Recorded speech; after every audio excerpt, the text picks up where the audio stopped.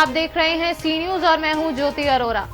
आइए नजर डालते हैं इस वक्त की खास खबर पर। उत्तर प्रदेश कांग्रेस कमेटी प्रदेश महासचिव विधि प्रकोष्ठ विजय कुमार मिश्रा ने देवरिया जनपद जिला कांग्रेस कमेटी कार्यालय पर हमारे संवाददाता से बात करते हुए बताया कि जिस तरह से डीजल के दामों में वृद्धि हो रही है, महंगाई अपनी चरम पर है और देश अभी कोरोना जैसी महामारी से त्रस्त है और लॉकडाउन में डीजल का दाम बढ़ जाना सरकार की बहुत बड़ी विफलता है।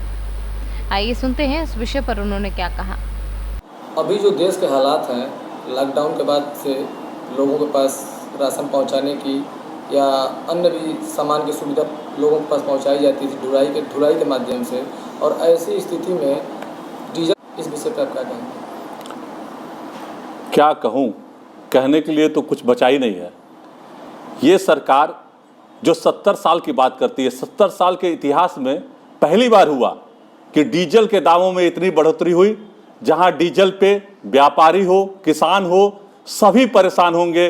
खेत में अगर सिंचाई करनी हो, यहाँ चाहे हमारे व्यापारी भाई जो माल ढुलाई करते हैं, इसका सीधे असर जनता पे पड़ने वाला है।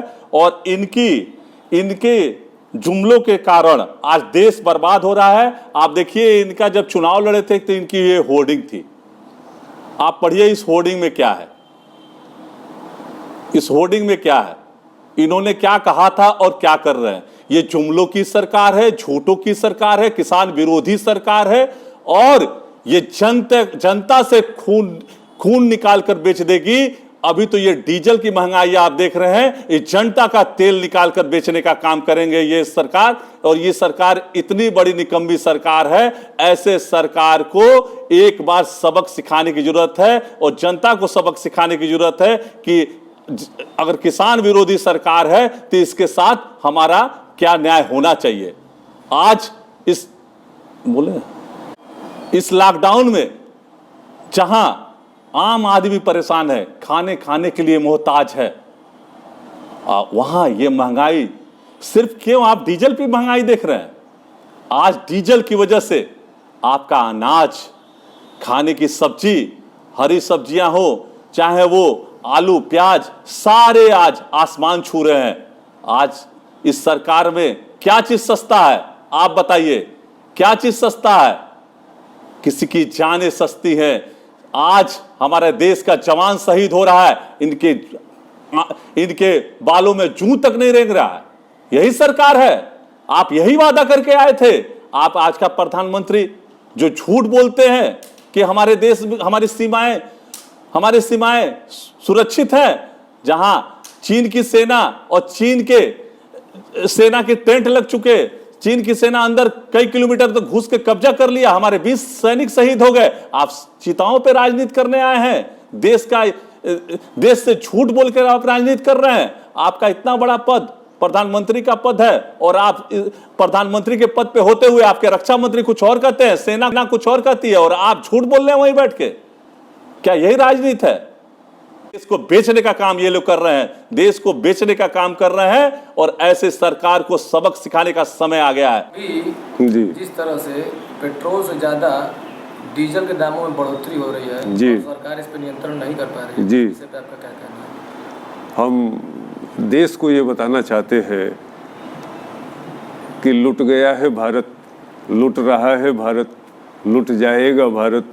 भारतीय संविधान की मर्यादा के विपरीत है मोदी सरकार की आर्थिक नीतियां, जो निरस्त होने योग्य है और इसकी न्यायिक जांच भी होनी चाहिए और पूरे देश को इसकी भरपाई करना चाहिए मोदी सरकार को।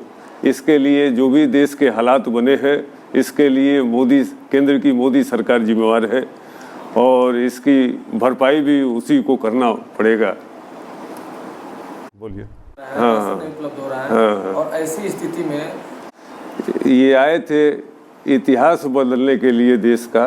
इन्होंने पूरे देश का भूगोल बदल के रख दिया और ये डीजल पेट्रोल तो एक समझिएगा कि जब से मोदी सरकार आई है, प्रतिदिन हर भारतीय 100 परिवार पूरे कुनबे के साथ, बड़े बुजुर्गों के साथ आर्थिक रूप से लुट गया, कंगाल हो गया, बेरोजगार हो गया, बर्बाद हो गया।